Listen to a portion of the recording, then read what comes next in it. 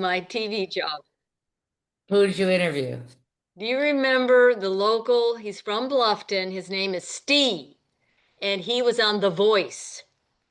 And he is going to be the main singer, the headliner for the Mirasol, which is Hospice Care of the Low Countries rebranded to Mirasol. Their big fundraiser next week, and he is going to be singing for an hour with his family. His family is from this area, and they own is it the Hint of Blue?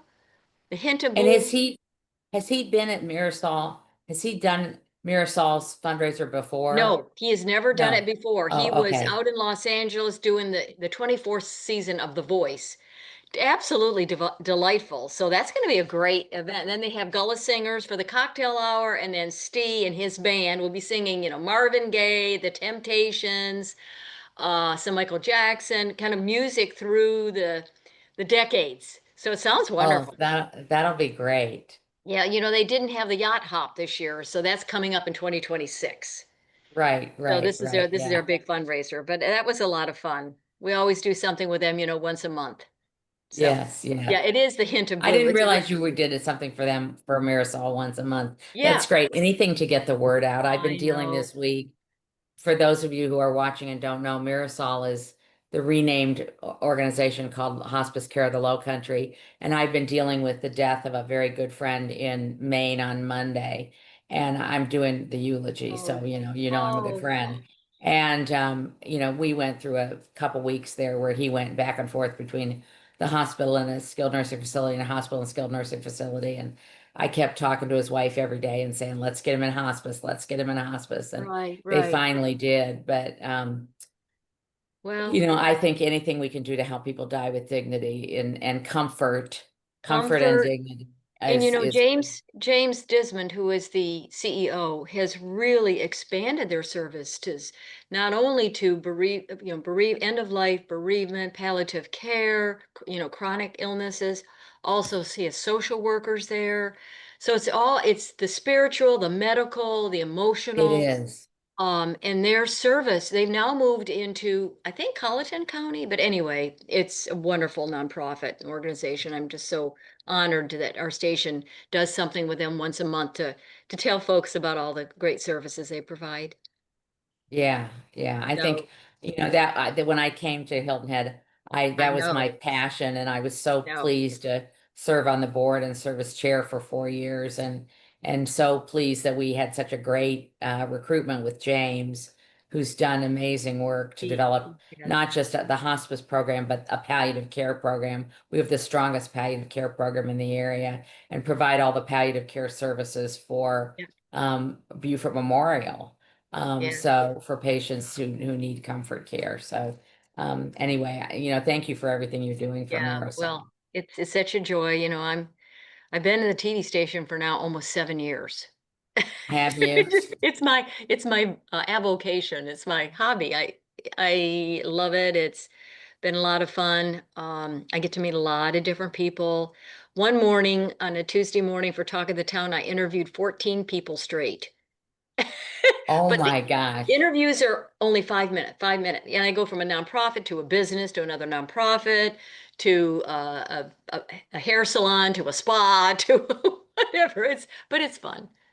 Well, people don't realize how much prep that takes. It They does. see you Yeah. do the interview and they think you Right. just walk on, but I know I have an idea how much prep that takes. So, Well, um, and you doing this is again our 45th webinar for the author series, and you do amazing prep as you not only read the book, but you sometimes read other books by that particular author to get ready for the great questions that you ask. And so I'm excited to listen to the interview of Mary Nestor, who is, if you haven't heard, she is a WAHHI member. So I think that's the first time we've ever had a WAHHI member that's an it author, is isn't the it? first time. I Yeah, think it is the first time. I think And I'm very excited to give her a broad audience to hear about this book called Bus Number Seven, because I really enjoyed it. And in fact, you know how when you reread a book, I reread Bus Number Seven. I read it some time ago before we booked Mary, right, which we right. always have read the books before we book author. And then I reread it this week, and it is just gripping. People Well, are gonna love it. So. okay, so I've got to read it. I've got to read it. I've got to read it, Janet. I hope you or Bobby have a copy I could borrow. I'm on Kindle, honey. I'm on Kindle. Oh, that's right. But I still like reading magazines. I want to open up. I wish I still got my newspaper every morning. I still like to read a You're like my book. husband. He reads the Wall Street Journal cover to cover, but he has to have it in hard copy. And everyone says, it's available. You could have it electronically. No, I have to No, feel the pages. I yeah, have to feel the pages. I'm the same way. I'm the same way. Well, okay, so it's 5 o'clock. I'm going to step off and I'll see you in a Okay. few All minutes. right. Well, good afternoon, everyone. I'm Robin Zimmerman, and this is our 45th webinar for the WAHHI. We used to call it the author series, but now we've kind of kicked it up a little bit to conversation with an author series. So 45 different sessions through the last 5 years.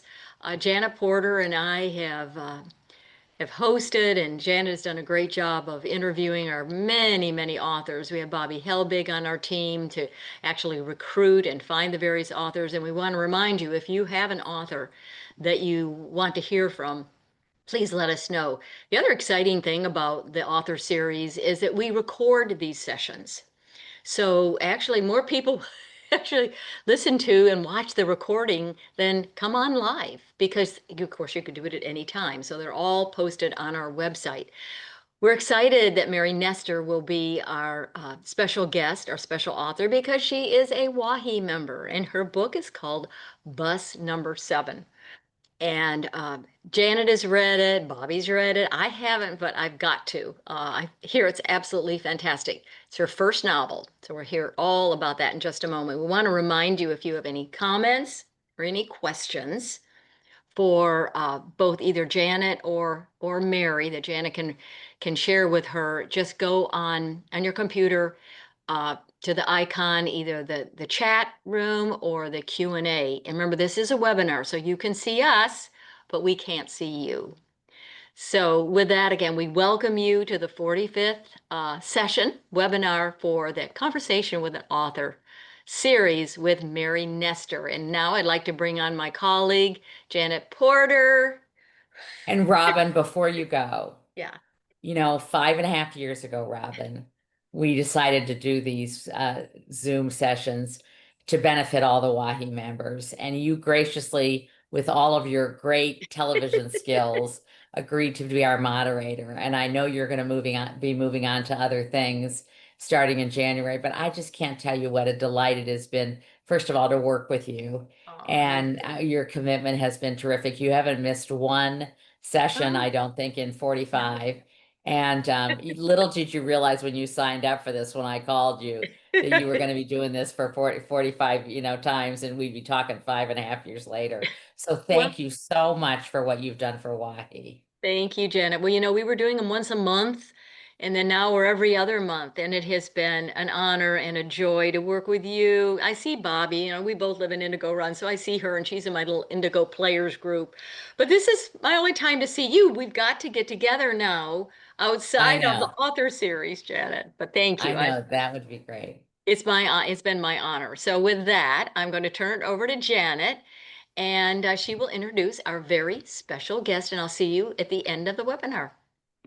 You're welcome. Thank you, Bob. Thank you, Robin. So it is my pleasure to introduce Mary Nestor to you. For some of you, she may need no introduction since she's actually a WAHI member and she lives here on Hilton Head. She's an author and freelance feature writer with credits in the Savannah Morning News and other magazines. She's a prolific internet writer and blogger and an award-winning speaker. In Emily's Best Book Party Ever, which was her first children's book, Mary shared her childhood experience of resourcefulness, innovation, and creativity to show today's children and their parents that there is also a solution to every challenge. The book includes games, activities, and even the recipes for Emily's birthday cake. Mary has another book called Say It Now, Say It Right, How to Handle Tough or Tender Conversations. And it was released in 2021. And in it, she shares how to recognize the moment when speaking out in the right way with purpose and impact can dramatically affect the outcome of a situation. And that book is going to be reissued, updated and reissued, and actually is being translated into Spanish.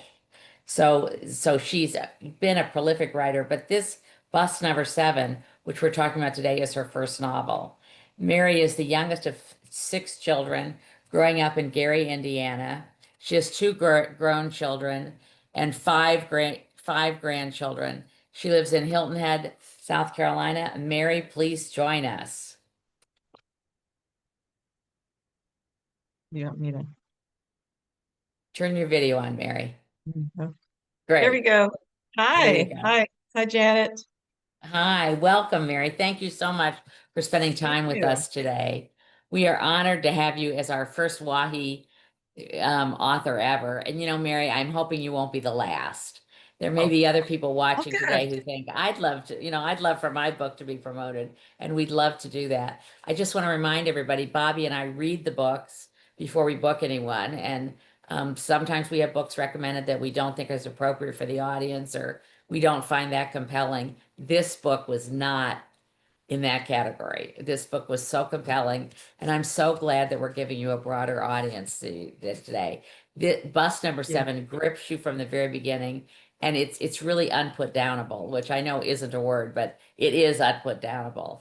So before we start talking about that, Mary, let's learn a little bit about you. I did somewhat of an introduction earlier, but tell us about where you went to school, what you majored in, what else you did besides writing. I mean, give us all that picture. Okay. Okay. Well, first of all, let me say thank you so much for inviting me. I am just thrilled and honored to be the first WAHI member. And it's just very exciting. I've always wanted, ever since I joined WAHI and knew about this author series, this was one of my goals. And I'm very excited that I'm finally here and have this opportunity. So thank you so much. And thank you, WAHI, in so many ways. It's been so wonderful in my life coming to Hilton Head and not knowing anybody, and I have a great group of friends and lots of activities. So I just want to say that I just am so thrilled to be a part of this great organization. So I will tell you a little bit about myself. You said I am the youngest of six children, and there were five girls and one boy. And I grew up in Gary, Indiana, and we didn't have a lot of money when I was growing up. There's all these kids to feed, etc. So my parents also didn't believe in sending girls to college. And so my brother did. My brother went to Notre Dame. And I guess because I was the youngest, or they were worn out, or they were tired of saying no, by the time I came around, I was able to go to college. And I had to wait for my brother to graduate. He went to Notre Dame. And so I went after high school, I got a job working as a secretary, of course. And then 2 years later, I was able to go to Marquette. I went to Marquette University, and I was going to major in journalism. I was going to be a Robin Zimmer. I was going to be a journalist and an interviewer and write wonderful books and all those kinds of things. Well, I was there a year and a half, and then life intervened, as it always does, and my father got very ill, and I had to quit. And then other things happened, and I got married and moved to California, and that started a whole series of events. But I never stopped going to school. I never stopped taking courses. So no, wherever I ended up, I was always going to the junior college or going and taking courses, because in my head, I was always going to get that degree. And I was in California. I went to Diablo Valley College, and then we moved to Maryland, and I went to Montgomery College, and just started racking up all of the different credits for, but I really didn't know where I was going with it. And, my children were growing up, and I finally got a job, and I was working for Marriott, and I had gotten my associate's degree in, I think it was business and social sciences, and just something very nebulous. But I was working for Marriott, and I had some opportunities to become a trainer. I had a wonderful manager that saw that kind of thing in me, I guess, speaking and interacting with people, and I just loved it. So I wanted to go forward, but every time I wanted to apply for a job, there was that one line that said college degree required. college degree required. So I kept hitting up against this wall. So I decided that I was going to finally get that degree. So I gathered up all my transcripts from all the different schools, and I went to 6 different schools before I graduated. And I had to write this big tome of all of my life experiences because I found an adult accelerated program that I could take.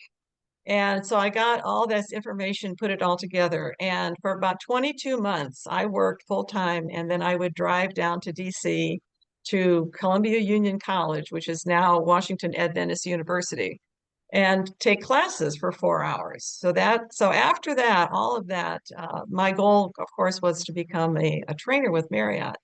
And then again, life intervened, and I finally did walk across the stage. I got my diploma on May Good for 3rd you. of 1991. And about 7 days later, I was on my way to Georgia because my husband got transferred. So that's the way things go. But anyway, I ended up in Augusta, Georgia, and things opened up. I couldn't find a job that I really liked, so I decided that I was going to start my own business and become an entrepreneur.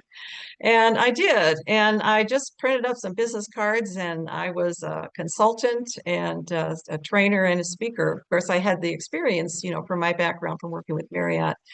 And I joined the Chamber of Commerce, and I met a lot of really wonderful people, business people. And from there, it just kind of blossomed. I started doing some projects. But the one thing that really made a difference to me is, if you start a business, you have to be able to market yourself, and nobody knows you in the town. You've got to get the word out. So one of the gentlemen that I met at the Chamber of Commerce had bought the business magazine in Augusta, and he was looking for writers. Somebody had to fill those pages.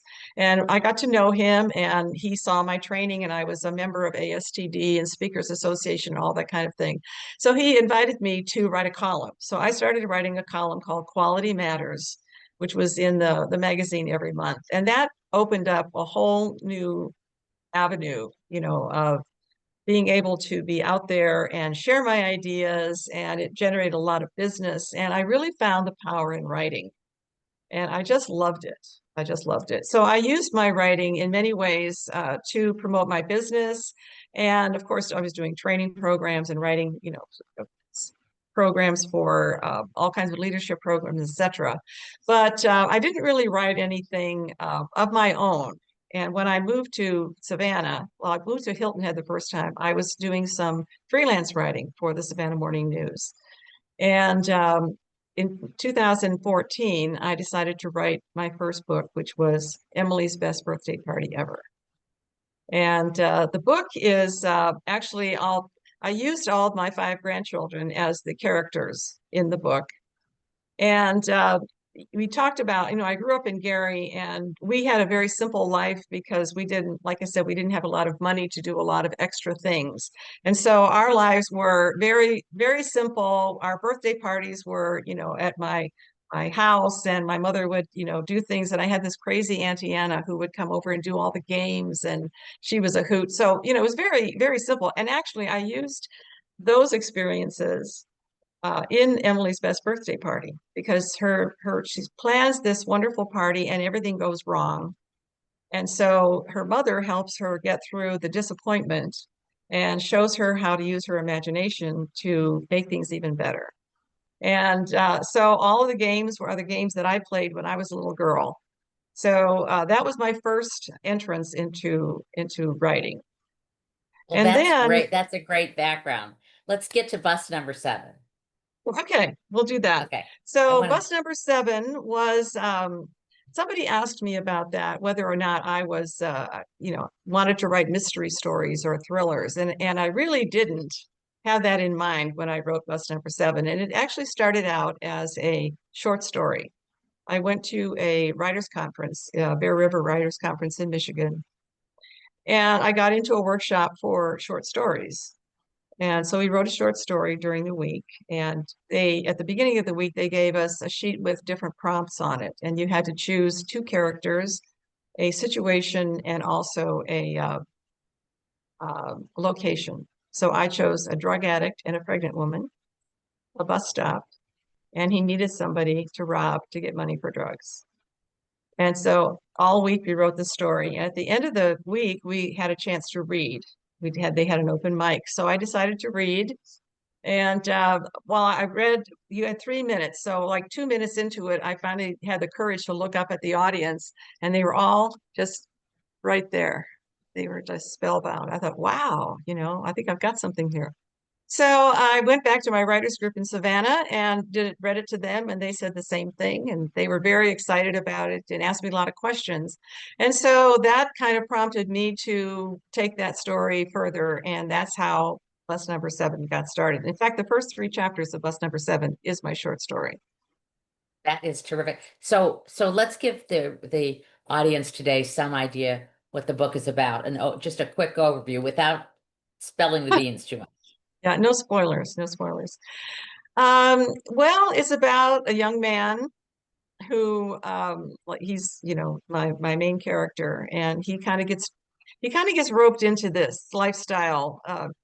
Not He's an interesting character because things sort of happen to him. They kind of drag him into this, and he's very haunted by a lot of his past. The book is dedicated to muses, demons, and lovers, and he's got a lot of demons, and so that kind of propels him.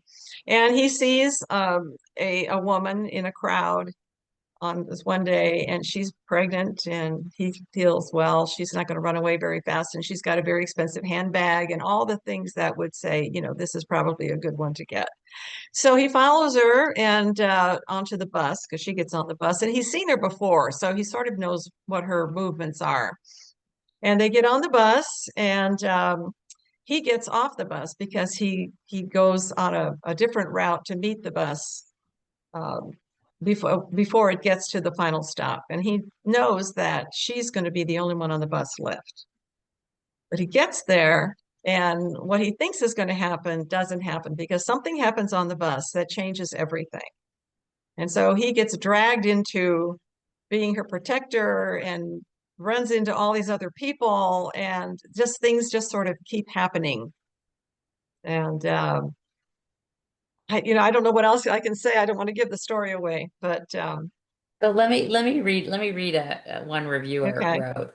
One reviewer wrote, Bus Number 7 is a riveting tale of infidelity, betrayal, drug addiction, and murder in the shady underbelly of society, and a truly exciting read. What do you think of that review?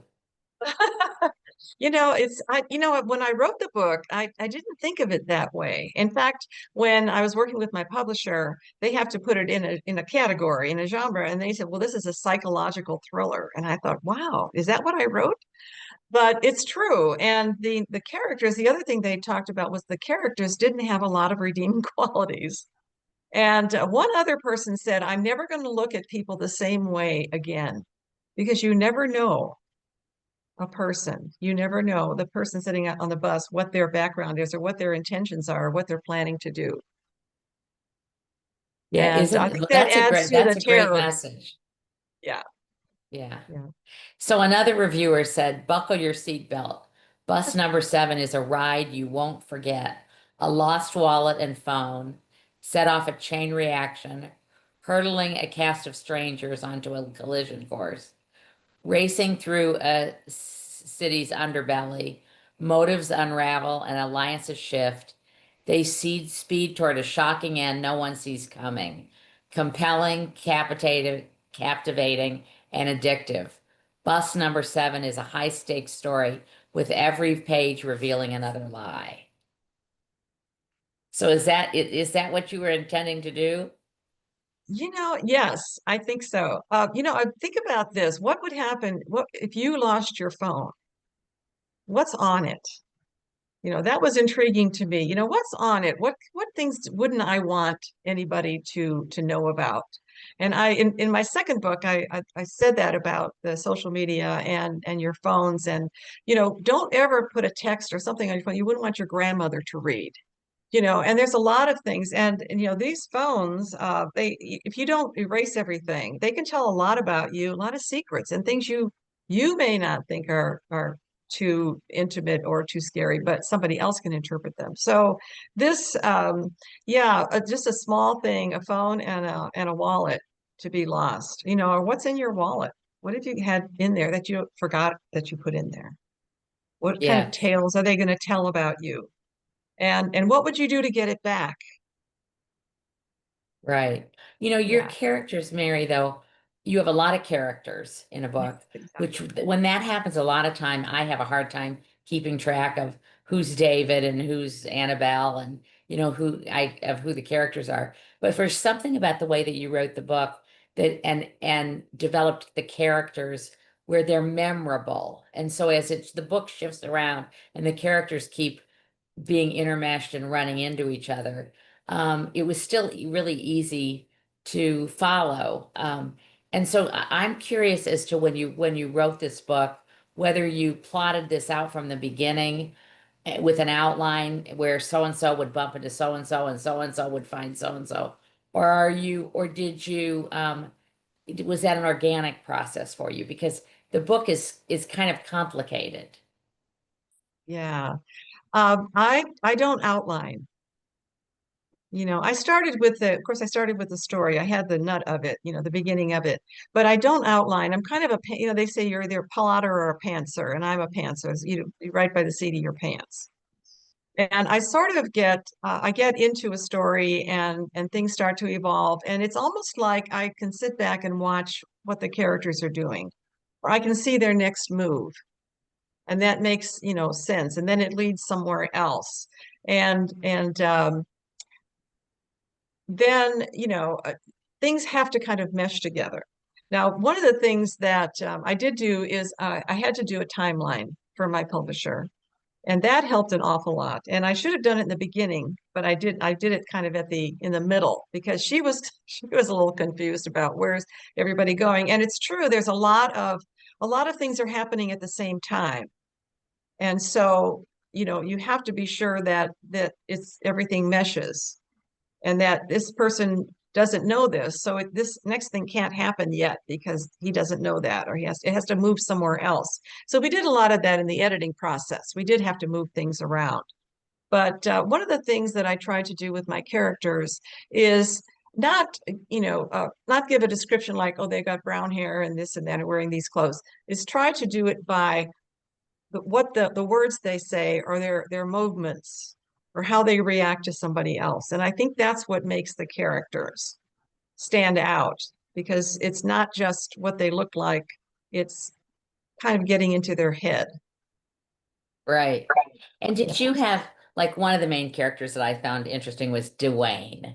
And we won't tell who you have to Okay. read the book to find out who Dwayne is. But for example, did you have somebody in mind when you developed Dwayne as a character? Was that like anybody you know, or is he a total figment of your imagination?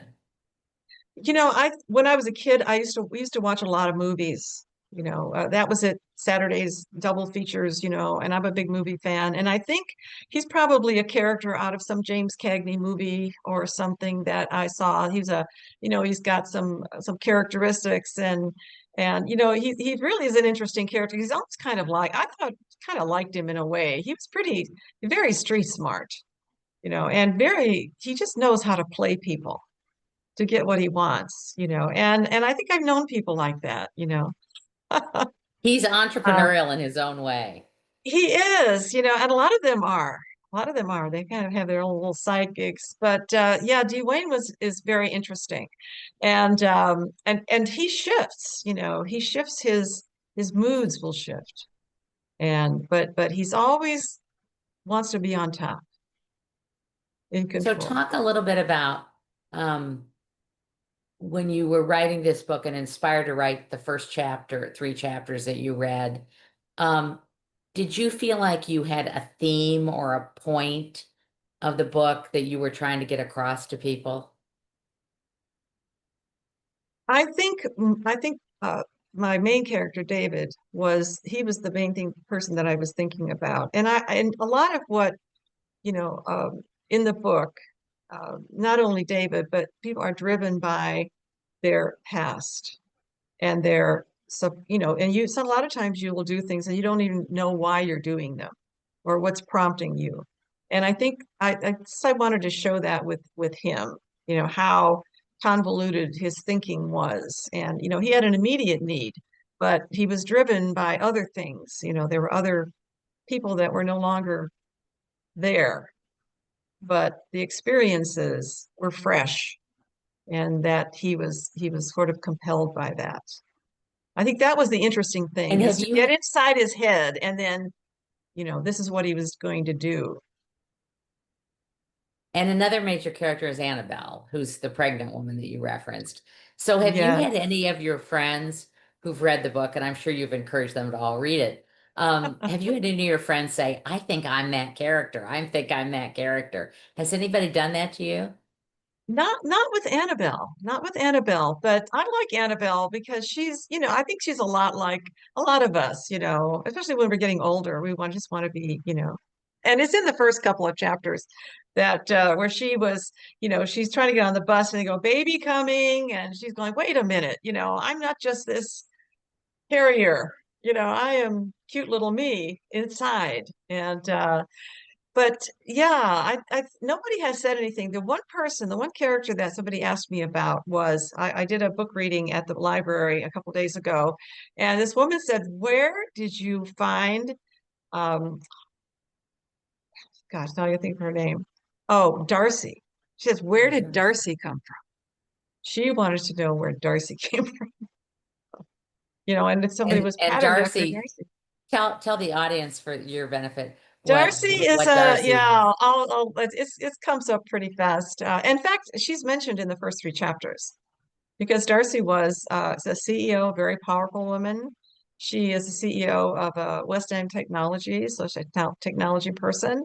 And she is known for gobbling up companies and young interns. She likes her guys young and hot and feeds them tequila and drugs, and she is in control. And when she's done, she's done. And somebody asked, I've thought about that. And I told this lady, I said, it's kind of a play, maybe it's turning the tables on, the high-powered man who's there and, kind of runs through, his secretaries. So maybe that, I don't know, maybe that was my thought. Let's have a powerful woman here who does kind of in control. I was thinking she was a female Harvey Weinstein. Oh, you could say that. That. I wondered if that was your inspiration. Wow, no, I had not thought about that. I had not thought about that. But I being in, I worked for so many years and as I said, young secretary, I encountered all that. And in my second book, I have a whole chapter on not me too, because we want to put an end to that and giving a voice to that. But I think my own experiences and in being in those situations, I think that that gave me or her a voice finally. Yes, yeah. And I want to read what another reviewer wrote. I think this is the one that I most related to. Bus number 7 is an action-packed ride filled with high voltage suspense and characters who all aren't always what they seem. The twists and turns in this edgy thriller had me riveted past my bedtime. Mary Nestor is a masterful storyteller. So, Oh, wonderful. one, you were so creative about the twists and turns. Where does that come from? Yeah, it's exciting for me. I get excited when I'm writing, and I think, oh, let's have them do this, or maybe we'll do that. And and little things. I don't know, maybe that's just the way my brain works, but a little thing will becomes important later on. When somebody else finds it, or they don't find it, or something's missing. It's just, I don't know, but it's exciting. Like I said, I kind of watching it happen in my head. And it's almost like watching a movie and I'm writing down what these characters are doing. It's kind So of a how long weird. did it take you to write this? I started writing it in 2016, and that's when I went to the writers conference. And I think I wrote probably about 6 years. And I'm not one of those dedicated get up in the morning at 4 o'clock and then I have my time to write. I'm sort of a reluctant writer, but once I get into it, I can't stop. A lot time goes by and I've written a lot of, a lot. I wrote, I belonged to a writers group in Savannah, and they were wonderful support, and we would meet every month. And so they would be expecting pages. They wanted to know what's going on next. So that was a great prompt for me because, 2 days before the meeting, I was writing furiously so I would have pages to read. But I wrote a lot at the library. I wrote in places at different places, around town and in Savannah. And I don't know, it's exciting to me. To all the twists and turns are fun for me. And Yeah. so I really enjoy that. And in thinking about what the reader is going to think. There's a situation, you've read the book twice. I'm thrilled. I'm just so excited that you read it twice. But there's a broadcast on TV, if you remember that. There's and they're talking about the bartender is being interviewed. Okay, I won't say anything more than that because I don't want to give anything away. But that was fun because there are so many different, when you watch something, and I think it's true anytime, if you're watching something on TV or a newscast, if 5 different people will have 5 different reactions to it, or it will mean 5 different things to them. And that was really fun to write because Was it? then it propelled. That's the other part that's fun, is like setting everything up and then having it move, you know. Wow. It's Wow. just it's it's just fun. I'm writing the sequel. I'm working on the sequel to Bus Number 7. I was hoping you were. Mary, I A was few just little telling, things I gotta figure out. I'm sorry, go ahead.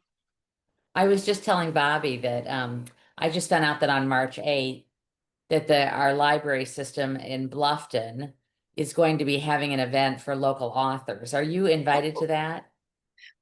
I've heard about it, but I have not been invited yet. I'm going to call you to the attention of Amanda Dickman. She's Okay. actually the executive director, and I'll send an email, Mary, copying you and Amanda, Okay. because you should be in attendance at that. Wonderful. And I've heard they already have 30 authors that are going to Wow. be there. So it should be a great event. And for anybody watching who's interested in that, our library system is so full of great programming. We're very, very blessed to have such a Yes. good library system, and we have one of the highest percentages of members of citizens who have library cards. They report that by county, and Beaufort County Really? has one of the, yeah, I think 56% of the people in Beaufort County have a library card, which is Wow. huge, Yeah. 56%. So I would just encourage you all to look for that event on March 8th. Yeah. Because that will introduce you to people like Mary Nestor, who you get to meet in person, and other authors. So tell us a little bit about your writing process for your sequel. Well, the sequel, writing a sequel is, of course, this is my first time. So you have to write the beginning of the book. Any book has to grab you at the beginning. And so I knew that I couldn't just rehash everything, but you have to. You have to catch up a reader. Say, you've read the book, so reading the second one would make sense to you. But if somebody never read the first book and picked up the sequel, I would need to give them enough to make sense out of what's going to happen next. And so I started out with a grabber, but and then you have to reintroduce the the situations, at least the ones that are still out there. And so it's really interesting. And this time I am writing, I have a timeline. And one of the things that was very difficult with the editing process was having to be sure that everything was chronological, or um, that it all made sense and fit together. And so what I'm doing now, and it's only, the book, I think Bus Number 7 is only like 3 weeks time period. It's a very short period. And Yes. so in order to fit everything in, you have to be sure that situations are happening in the right order. It's so much easier if you plan that out ahead of time, you know. And I don't have an outline per se, but I do have this happens and this happens and then this happens. And the other thing I had to do with the sequel is to figure out who knows what and who doesn't know what yet, because that will have a play into writing the sequel. There's a lot of unknowns. A lot of people are in the dark. Yes. There are Well, a you lot of know, people Mary, that are still in the dark.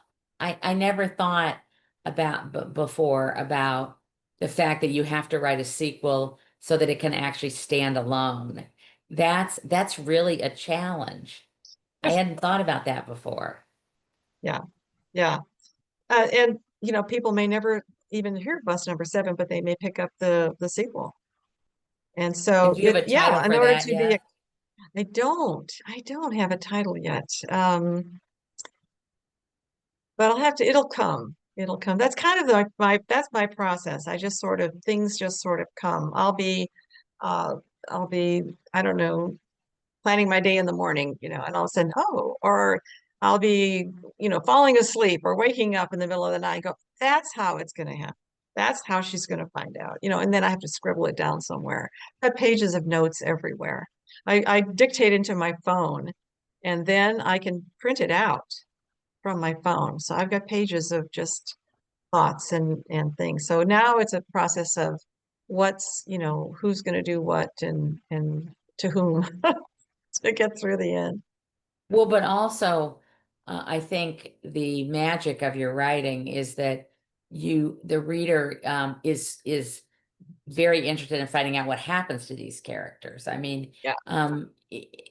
you were able to grab people's attention with compelling characters and action so that people want to keep reading. And whatever the one person said about, you know, twists and turns in this edgy thriller had me riveting past my bedtime. My husband was like, "What are you reading at 2 o'clock in the morning?" I said, "Well, I just want to," because you also write like Dan Brown. Those of you who know Yes. Dan Brown, he writes short chapters, and every chapter kind of has a cliffhanger. So you think, well, Yeah. and you know the next chapter's short, so you go one more chapter, and an hour later, you're still going one more One chapter. more And chapter. you Yeah, write that in was that intentional. That you was write in intentional. that kind of style. Was that Yeah. intentional? Yes. I like James Patterson is one of my favorite mystery writers, and I love his books, and that's the way he writes. Short chapters, and the last line is usually like, oh, you know, next turn the page. You just want to know what's going on. And I'm that kind of a reader. I don't like books that have huge long chapters and they go on and on and on. I get restless, you know. I want to get keep the action going, you know. And one of the things what the editing process was, my editor would say, "Oh, this is purple prose, purple prose." And purple prose is just a lot of explanation, you know, backstory or something. And I do have some backstory in there, but there's not a lot of backstory in there. It's a lot of let's keep on going. And I just that's the book kind of books I like to read. And so that's kind of the way I like to write. And I think it's just more exciting. And it's really more exciting for me writing because I can jump right into ooh, let's do that. Go back and forth. So. So are you reading the chapters of your sequel to your Savannah writing group still? You know, I have been so busy with all kinds of things. I'm very fortunate. I've been doing a lot of book signings and other things, you know, and so I haven't been able to. But I think of the December one, they are clamoring for some, you know, an insight into, and they're all sworn to secrecy. They can't, Are you know, they? divulge anything, right? But they're really great. Rosemary, this is called Zona Rosa writers group, and it's led by Rosemary Daniel, who is a New York Times bestselling author. And she is a feminist from the very beginning. She's probably now 89. And she is just a fabulous woman, still writing. She just published a new book of poetry, and she's got several memoirs, etc. But there's a great group, and they're a great good help with you know, giving some critique and keeping you online and all the encouragement to keep you going. Well, Mary, I'm delighted that you joined us today. As Well, I I said am earlier, thrilled. I hope you're not the only author local author who we have for WAHI. You know, you're just the first WAHI member we've ever had. I hope we'll have others, because I'm sure that among 1,200 women, I'm sure there's other women who've written and would like to publicize their work. So please Yeah. contact Bobby Helbig. She is a masterful at booking all of our authors. So Mary, thank you very much. Well, thank you so much. It's just a privilege for me to be here. I just am so excited and love WAHI. And if you're, everybody should be a member. I'm always promoting WAHI to everybody that I meet. So thank you so much. It's been a pleasure. Thank you, Mary.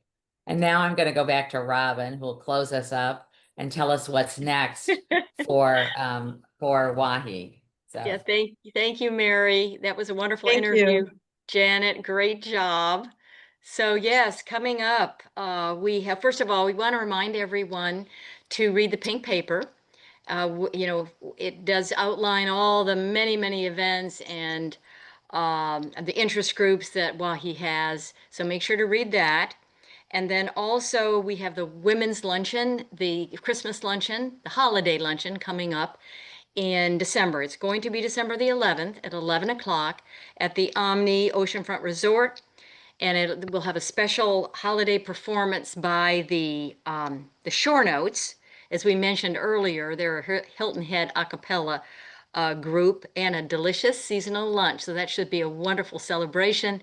That again is December the 11th. That's a Thursday, so you need to sign up for that. But I'm really excited to share with you the next author that we will have is January the 8th. That's a Thursday in 2026. Her name is Renee Rosen. And she wrote the book, Let's Call Her Barbie. And I just looked up a little bit about it. I'm just going to read this one sentence. It's a historical fiction. And it is about the creation of the Barbie doll, focusing on businesswoman Ruth Handler and the challenges she and her team faced at Mattel. So we're excited to welcome Renee Rosen. She will be our 46th author in our conversation with an author series. And we want to thank everyone for joining us today. Janet, thank you. This is my sign off. I know you'll continue to have great authors. And if you have any ideas or recommendations, just let Janet or Bobby Helbig know. But it's been my honor and joy to kind of be on the front and back end of our series. Our author series has been super fun. So thank you, Janet. Thank you for watching. And remember, it's recorded, so you can go listen to it later. Robin, I came back on because I want to thank you again. We're gonna be lost without you, but we will carry on. You will carry We on. thank we are so impressed that you've been with us on the team for 5.5 years, and you've been superb. And we love you, and we wish everybody a happy Thanksgiving. Happy Thanksgiving. Absolutely. Thank you, everyone. We'll see you next time. Bye-bye. Okay.